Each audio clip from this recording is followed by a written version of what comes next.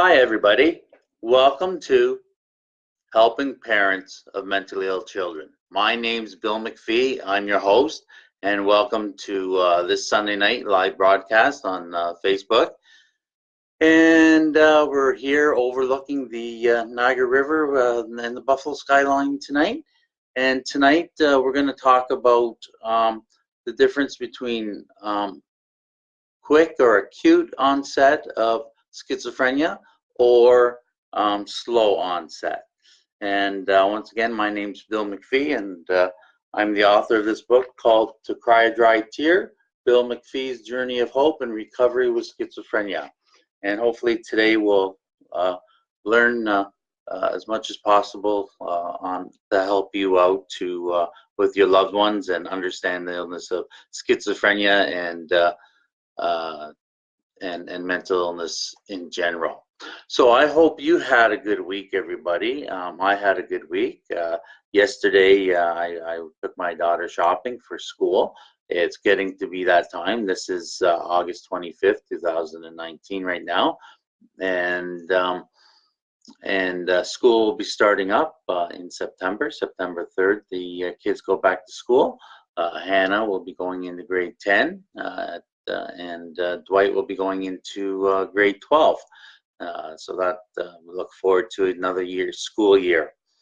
What else exciting yet? So I was able to go shopping with my daughter for back to school clothes. So we did that. Another thing that was exciting this week was that I had an appointment with an organization called Bridges, and it was on diabetes.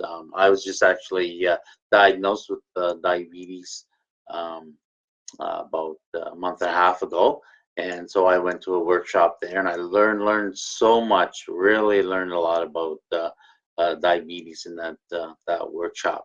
But anyways, here we are now, and we're going to be talking about schizophrenia. We're going to be talking about slow onset or acute onset. And what do I mean by that? You say, well, what do you mean by slow onset? So basically, with schizophrenia, we know that it has three legs. There's a genetic component, a biochemical component, and a stress component. And a lot of times, people who develop schizophrenia, who had slow onset of schizophrenia, perhaps had certain signs when they were younger, even when maybe they were a child or something like that. But really what happens is that there's a slow onset of symptoms, or perhaps you may think that your son or daughter are experimenting with drugs.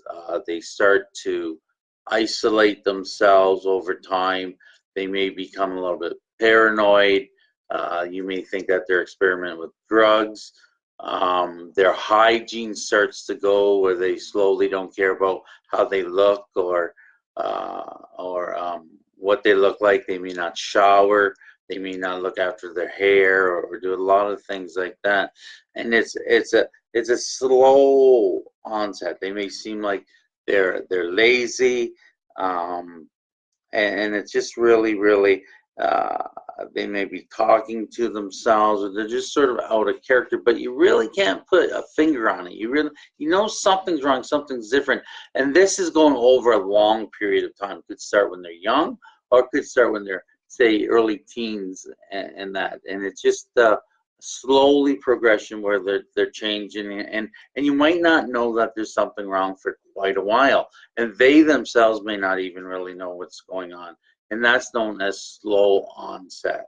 Now, the other type of onset with schizophrenia is known as acute onset, and the reason it's called acute is because it's come over in a very quickly, say within a matter of 6 months, and there's a drastic change in a person, totally drastic change. For myself, my dealing with schizophrenia was acute. It was later in my life that I got hit when I was age 24, and I really was able to quickly become totally different. I mean, I isolated myself from my family, which never happens, which never happened before. Um, I was starting to hear voices right away. I definitely knew something was wrong. Oh, I didn't know something was wrong, but other people knew something was wrong because I was acting out of character. I was end up walking on the streets. I was walking over cars. I was getting beat up in the streets. I was pounding on doors. So there was a psychosis that came very quickly within a matter of 6 months that the behavior was totally changed. I was able to always my life hold down a job, but then when I was going through my acute phase, I couldn't work anywhere. It was totally out of character for you, and that's what a lot of times people they think about the schizophrenia as being a split personality, or you're one person there, and then the next time you're totally different, but you're the like kind of a different person, and that's not what schizophrenia is at all. Schizophrenia is known, it means actually split from reality, or being out of reality, or being in a psychosis, and that's what schizophrenia is. So really, the quick onset or the slow onset, people who have an acute episode of schizophrenia or an acute onset, they tend to fare to do better. They fare better than people who are in the slow onset of schizophrenia, and that is mostly because they get help sooner.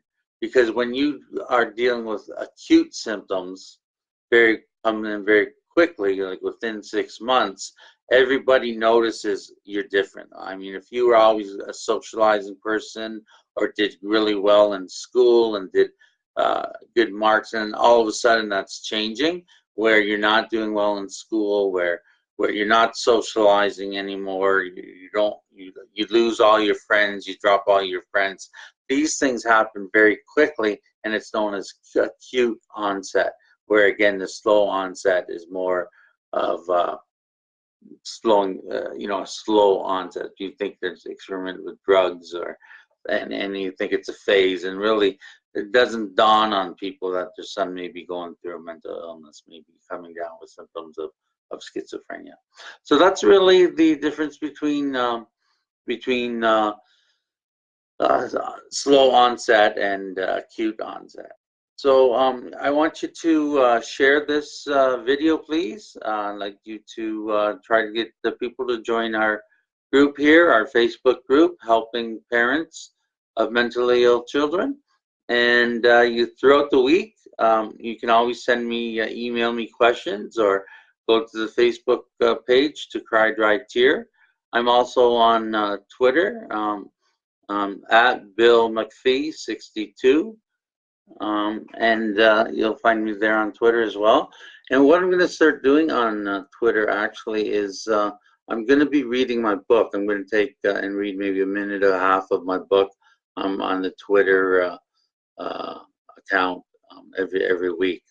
So this is a weekly broadcast, and you can also, if you want to email me any questions, I'll bring some questions up to you here on this live broadcast, and you can email me at billmcphee62@gmail.com, and McPhee is MAC. You can always do that, and we'll try to help you out. Now, next week, we're always live on Sunday evenings at 9 Eastern Time here on the channel. And what we're going to do next week is that we're going to talk about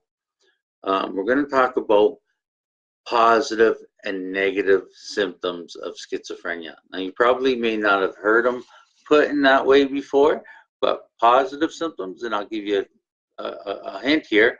Positive doesn't mean good or bad. It doesn't mean positive that way. But there are positive symptoms of schizophrenia, and there are negative symptoms of schizophrenia. And we'll talk. We're going to list those symptoms, and then in the future we're going to get go by one of those symptoms and discuss it here on the channel here. So is there anything else I want to tell you? No, just go, if you want to, please share this broadcast, and it will be, you can always see it on our website. We put it up on the website after it's on the channel here. at billmcphee.ca. And again, MacPhee is MAC, billmcphee.ca. And so we'll talk about that. So that's hopefully you'll share this, and you can. I'm on Twitter as well, as I mentioned, at Bill MacPhee 62. So have a great day, everybody. Have a good week, and may God bless. Bye for now.